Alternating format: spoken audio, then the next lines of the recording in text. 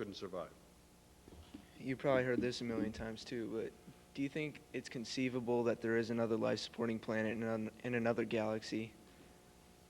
Okay. You want to address aliens, or you just want to address life-supporting planets? Life-supporting. Okay. Well, I'll get to aliens anyway. I got to get to that one. Because my answer is going to shock you. Life-supporting planets. The possibilities are extremely small.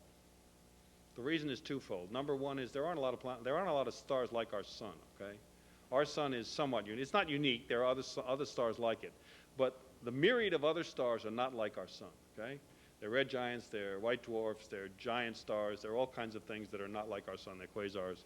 There are not a lot of stars like our sun. That's the first issue. The second one, and I mentioned this before, that narrow margin of the planet is not all that's required for life. There's one other thing that's required for life, and it's extremely rare in the universe. Our methods to find it are almost without fruit, and that's water.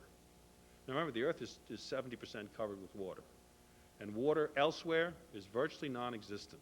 The Earth seems to be unique, at least as far as we can measure. All the spectroscopy we do of all the stars, we don't find water, and water is key to life. So it's the issue of the sun being relatively rare, not impossible, relatively rare.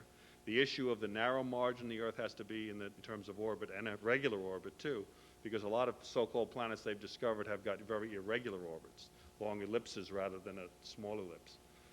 And then the question of water, missing water. Now, aliens. I love to answer this question because this is really fun.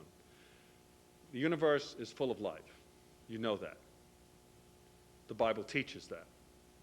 They're called angels and demons. Okay, you go back to the book of Daniel, you'll read about the angels traveling from God's throne to here to deal with Daniel and stuff. So there's all these spiritual beings that exist around the universe. But I don't believe there's any other physical beings because man is made uniquely in God's image. So there are spiritual beings all around the universe. What do? Well, they're either for God or against God. They're either doing God's will and purpose or they're not doing God's will and purpose. In either case, they're able to deceive people. They're able to influence people. I'll give you an example of that in a moment. Able to influence people, able to make an impact in the physical environment. And I believe all the alien stuff that's been fabricated in the last, well, most of it's been in the last 50 to 60 years, Roswell and all those things. I believe that's all deception. And it's intentional deception. It's deception to take people's minds off the God of the Bible, to distract them to do other things. And demons can create false realities just like anything else. I mean, you go back and read the Bible, you read about the Gennesaret demoniac, right? I mean, he was rolling around those stones, seeing and hearing things that weren't really there. Okay, and everybody knew that because that was his behavior, and Jesus came and drove the demon out. And of course, the angels are here also. Why? To help us, to safeguard us.